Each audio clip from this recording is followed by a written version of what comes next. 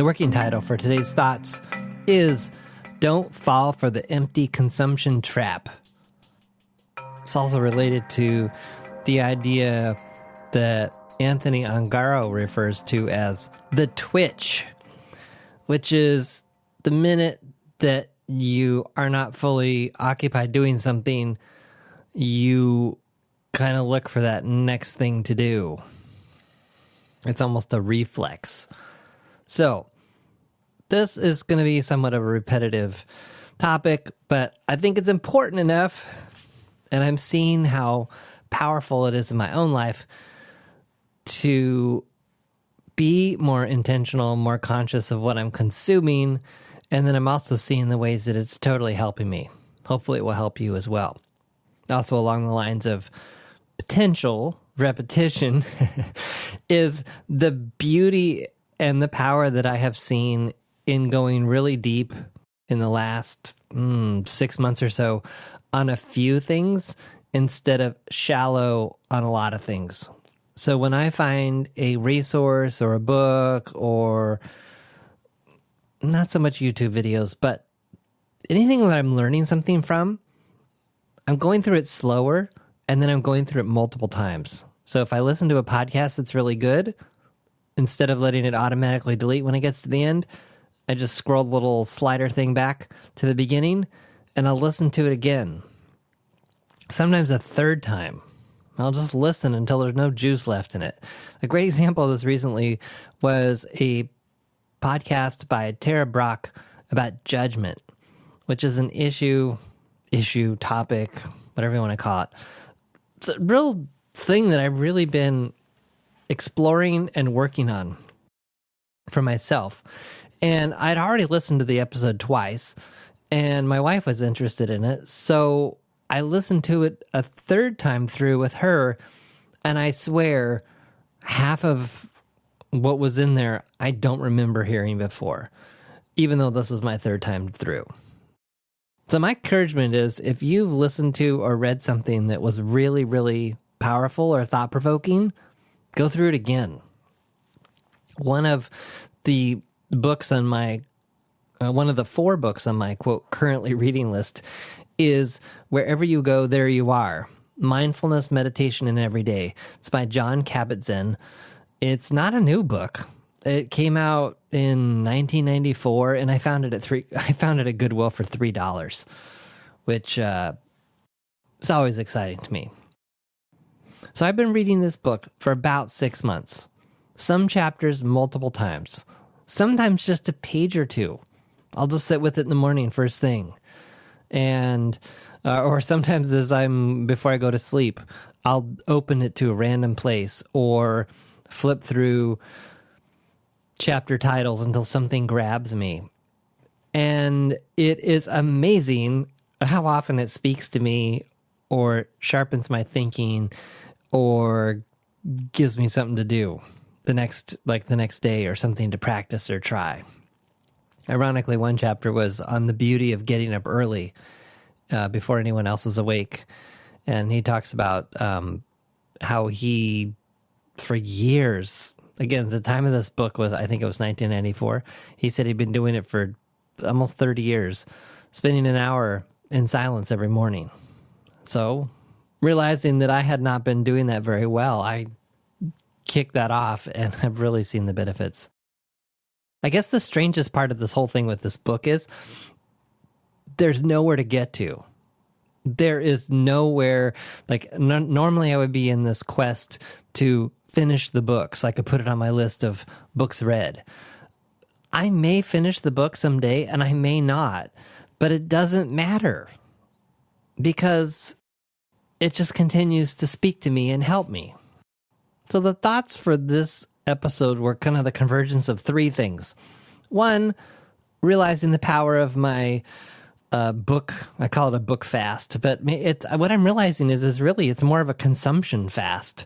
So the 3 things were consuming less information, spending a weekend with my wife by ourselves, and then on that trip, I guess the third thing or 2, however you want to count, realizing that I was much more present than I would have normally been in the past. So present to her, present to myself, and just less restless and angsty.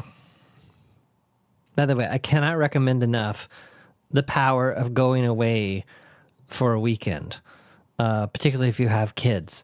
There is nothing that I find more frustrating than trying to have a serious conversation only to be interrupted 17 times with usually their, needs. Sometimes they're things that could wait. However, just having these long stretches of time when we could talk and share and listen to each other, or just sit in silence and do our own thing. So the circumstances were my son was going to be involved in an activity for the weekend.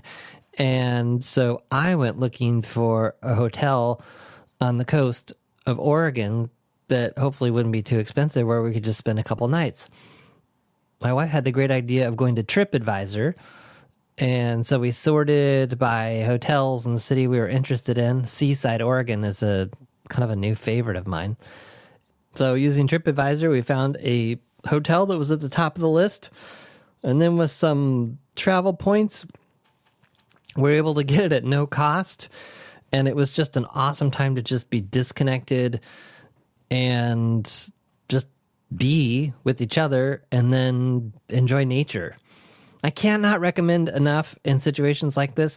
Turn off your phone or just enable important alerts. Turn off the TV too. It might actually be uncomfortable, but I guess it's just such a long-standing habit of mine that sometimes I don't even realize I haven't turned on the TV while I was there. Yeah, it's a good time. It's a good way to relax sometimes. And it can also just be a black hole of noise and wasted time. And speaking of your phone, I cannot tell you, now granted these are made up stories that I made up about people I observed walking up and down the boardwalk, but I cannot tell you how many people I saw shuffling along the boardwalk lost in their phones. I'm guessing talking to people somewhere else and really missing the beauty of the moment. Nature, the water, the waves, the sand, the sky. Anyway, great opportunity for do not disturb mode. Just turn it off. You do what's best for you. So what I loved about this hotel was it was 3 stories. Every room looked out on the ocean and the boardwalk. And I just love, I had a chair. I just set one of the chairs in front of the slider, the sliding glass window, and just watched the waves and people walk by. The weather was constantly changing. Even though it was winter, if it was raining 1 minute, 30 minutes later, it was clearing out and just constantly changing. Really beautiful. So there was something really therapeutic too about just being purely focused on nature. So there was, all you could see was straight ahead was the boardwalk, some grass, sand, and the waves. Couldn't see the highway, couldn't see any cars, just a straight view of the ocean. And it totally exceeded my expectations. What surprised me was how well my book fast that I talked about in the previous episode, and now I think I'm just calling it a reduced consumption fast. I don't know if it's a fast or maybe someday I will get back on the consumption bandwagon. However, I can't believe that I'm sharing what I'm sharing here in terms of like consuming less. I was at the public library the other day with my family to pick some stuff up for them. And for the first time in I don't know how long, I left with nothing. I just walked around and I just thought, there's nothing I need here. I've got plenty to read at home. And there's, nowhere, nothing to accomplish. Nowhere to go. So I guess the amazing thing that I found was that the road trip that I shared about recently prepared me for this in ways that I hadn't expected. It was almost like the muscle memory of sitting in the car and watching the miles go by and doing nothing was super easy to just retrieve. And so, yeah, in fact, I happen to have this book that I just mentioned, Wherever You Are, There You Are. Is that what it is? Wherever you are, I'm sorry, wherever you go, there you are. I happen to have that with me, and I flipped through a couple of pages and different things and then just sat, just watched the waves and the birds and the wind. And then I would get bored. And that was interesting too. To see myself get bored and then to wonder, like, what's that about? Am I avoiding something? Is there something here? And then when I got bored, I'd remind myself that it was doing good, that I would experience the benefits later. And then I would check in with my wife too, see if she wanted to go do something or she still wanted to take it easy. And this is totally different than how I used to do trips like this. Usually it was about what I could accomplish. And, you know, by accomplish, it was, could I get some good journaling in? And what could I think about earnestly? And what profound book could I read? Or, you know, blog post or podcast. And what I found in this trip was that there was a new level of peace that just came from just being. It didn't happen right away. Like, it was, I think the seeds were planted with the road trip, but the road trip was now separated by 3 months or so. And so, in a sense, it had to kind of be relearned again. In this place of just being, it can be interesting to just ask the space or wherever you are, you know, what wants to appear? Or what's here? Or what's evolving? With no outcome. Which I know this sounds totally funny coming from a recovering project manager, where certainty was always the goal and no moment could be wasted. So maybe I'm just a little older and wiser now and realizing that there's really a place for both. The other thing I guess related to this, what I've seen is in creating more time to be, when it's time to act, a lot of times the actions are a lot cleaner and a lot more direct because there's a clarity that's come from the being. So in this weekend away where I, quote, didn't accomplish anything, it was fascinating to get home and then a couple days later to be hitting things harder than ever before.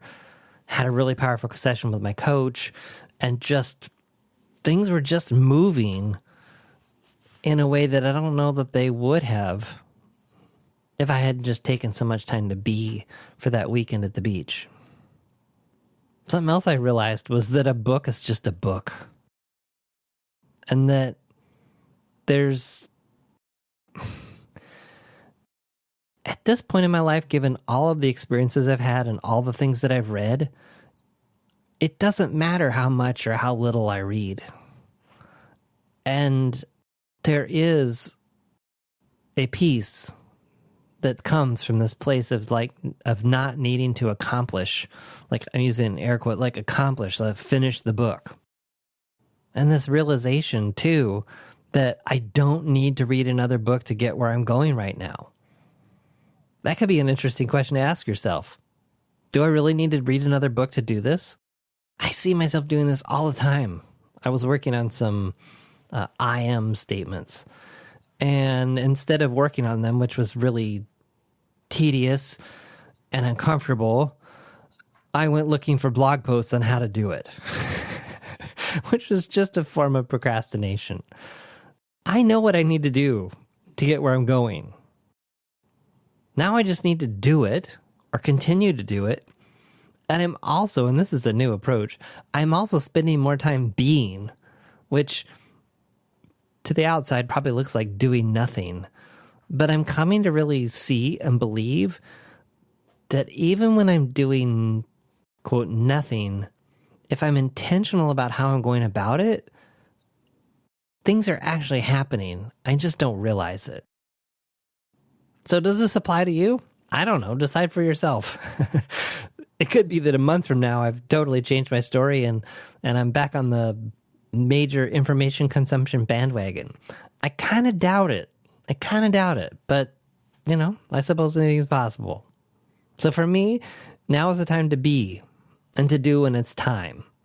What's coming in this process as well is an increasing level of confidence of when it's time to be in that being mode versus the doing mode. And also realizing that the doing, the consumption of information, was an escape, was a dopamine hit. It's I'm feeling uncomfortable. I'm feeling uncertain. Let me acquire more knowledge because that will give me more certainty. You probably hear this thing, I see it all over the place, that the most successful people read lots of books. But my coach pointed out, yeah, and they're probably also really, really good about implementing those things. Because how much of the stuff that you read do you really implement? My answer is very little. And instead, it's just skimming and scanning for what's interesting. But what's interesting doesn't usually move the needle. Putting stuff into action is what moves the needle and changes things, showing up differently. So I think this idea that, how to read more books in a year. Oh, I'm going to read 52 books in 52 weeks this year. I don't know. I'm really questioning the usefulness of that. What if you read 10 books and implemented everything in all 10 books? That sounds hard in itself. Here's a better one. What if you read 4 books this year, in the next year, you picked them carefully, and you implemented everything in those 4 books this year? My hunch is you'd accomplish a lot more and get closer to your goals than by just this skim and scan, which I caught myself doing recently. I can't remember what it was, but I picked the book up and I realized that I was not retaining the same quality of information or having the same level of insights that I was when I was reading 2 or 3 pages and stopping. It was like flipping the channels on TV and just looking for something interesting. The other thing I've realized is that the consumption, it gives us what we consume. It's kind of like eating healthy or unhealthy food. If you eat unhealthy food, you're going to have an unhealthy body. I think the same is true with our brains.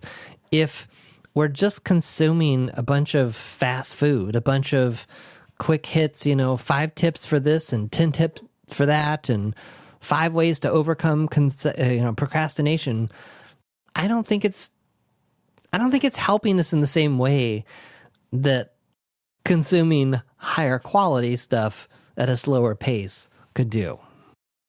It also include this idea of consumption or consuming or not consuming is also filtered into not reading Facebook or the news, not checking email or Slack, not constantly jamming new ideas into my head.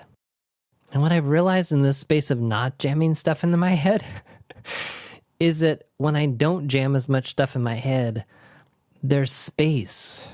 And from that space is where the ideas and inspiration and new things to do or try or that person to reach out to, that's where those things come.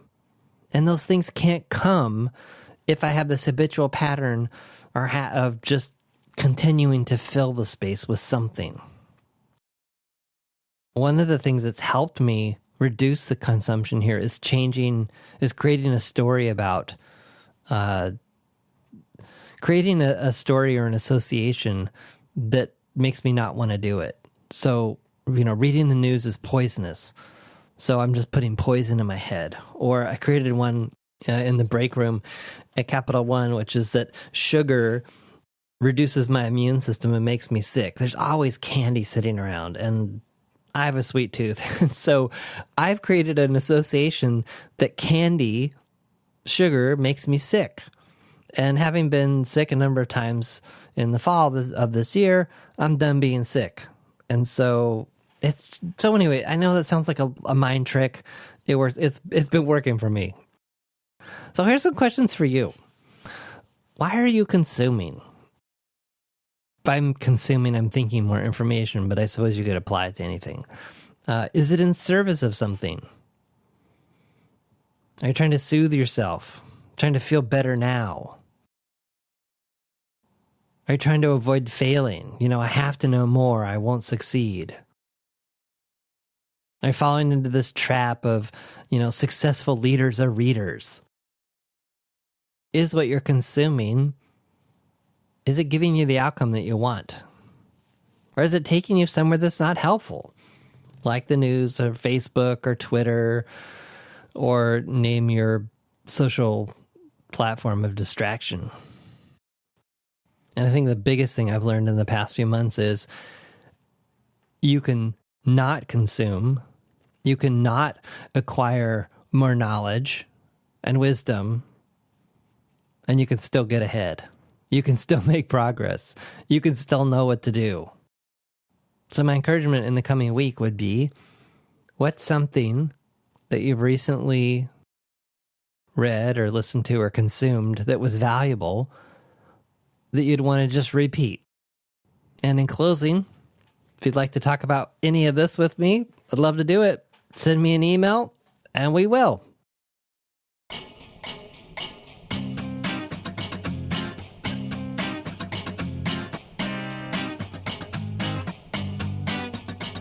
Thanks for listening to The John Poelstra Show. Notes, links, and all that other good stuff for this episode are at johnpoelstra.com/podcast. Send your questions, ideas, or a simple hello to podcast@johnpoelstra.com. Want to stay up to date on new episodes and receive notifications of upcoming events? Register your email address at johnpoelstra.com/updates.